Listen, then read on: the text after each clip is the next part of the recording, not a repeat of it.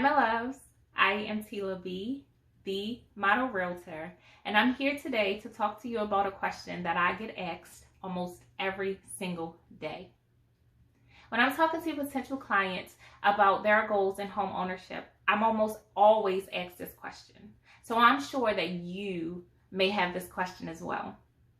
I even had this question when I was a first-time home buyer about a year and a half ago. And because I didn't have the information, it kind of stalled me from getting aboard with the process and moving forward with purchasing our home. So I wanted to come today to give you the 5 basic steps and things that you need to do to get prepared for a home ownership loan. When you get a home ownership loan, you first get pre-approved by a lender. And this is the qualifications that the lender is going to need from you to give you the A-OK that it's all good for you to begin to purchase. The first thing that we need to take care of out of our list of things to do to get pre-approved for a home loan is to obtain a credit score of 660. Now, I know that there's a lot of numbers being thrown around about the minimal that you need to have to purchase, but 660 right now during COVID is the number. The reason for that is because the instability of the job market and everything else that's going on with COVID, lenders just need that extra layer of security to feel confident in lending so that they know that they're making a great decision on offering you their money to purchase your home. Getting your credit to a good spot is always the longest process that I've seen when I'm helping my clients obtain a pre-approval for a home loan.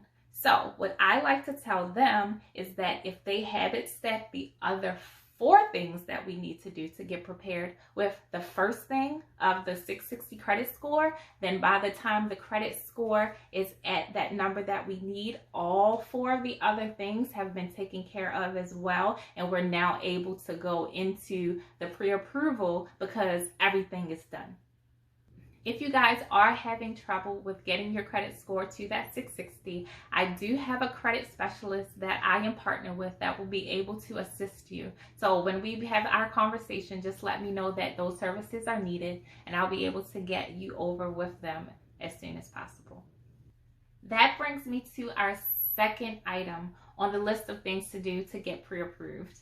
We need to have 12 months of stable credit history. So that means that you need to be paying your loans on time for the next 12 months so that the lender can see that you are stable in paying your loans. They don't want to lend to anyone who's not going to pay their loans on time because it says to them that you're not going to make your mortgage. So we need to make sure that as we are working on our credit, that we are paying our loans on time. So you're paying your credit card bills on time, you're paying your car loan on time, and any other loans that you have occurred, including your student loans, you're paying them on time. The lender will really look at those to see your stability. I mean, they don't know you. They've never met you. They've never talked to you. So the only thing that they can go off are your numbers.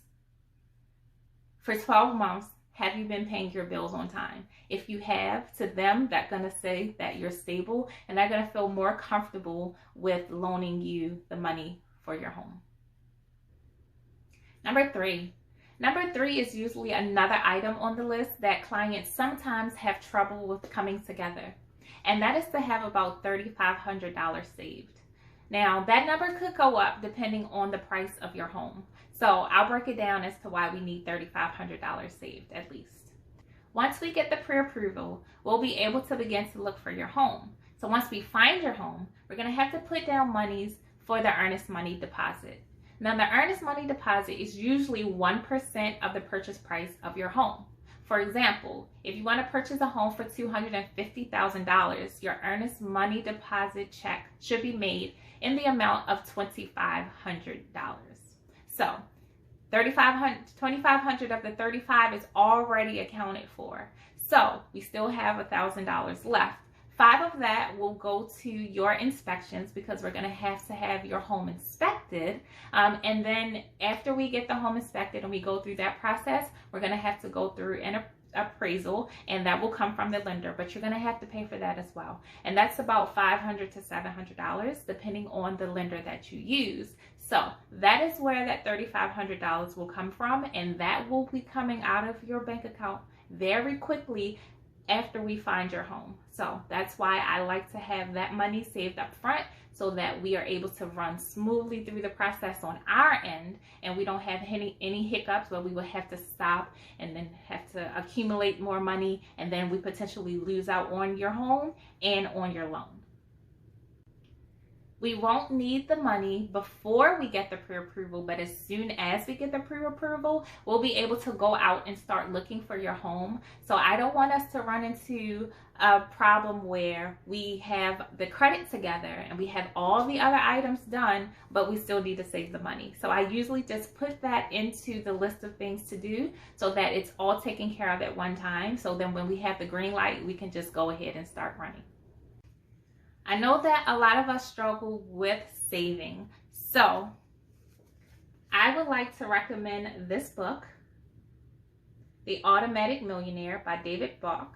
And this book really helped me a lot because I wasn't always good with saving money.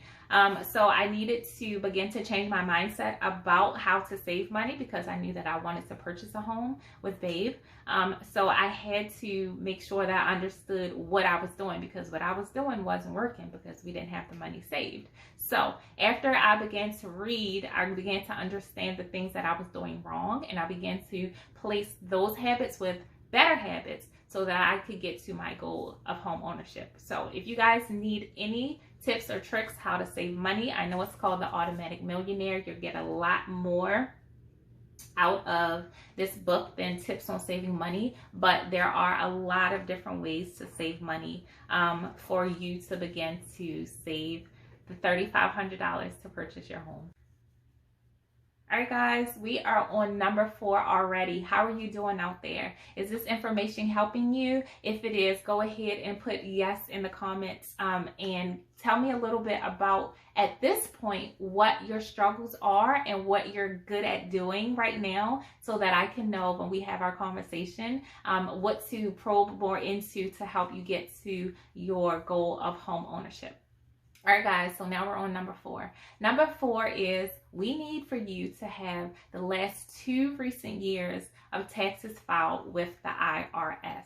So we know after we purchase our home, the IRS will be notified. But before we can go ahead and get the A-OK to seal the deal at settlement, we're going to need to have those last 2 years of taxes filed. So for all my loves out there who have not taking care of their taxes, I need you to begin to work on that right now, because we won't have time to do that when we enter into the home buying process.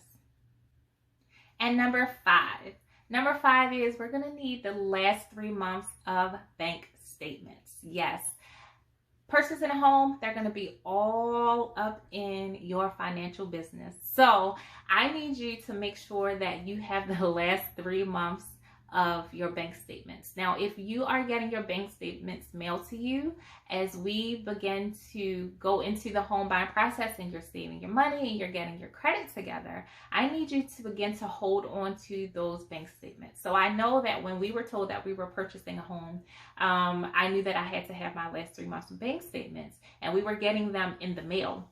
So now what I did was I got a box, and every month when the bank statements came in, I would take the bank statements, I would look them over to make sure that everything was okay, and then I would put it in the box. Now, we didn't purchase a home until 5 years later, so I had I had tons of bank statements.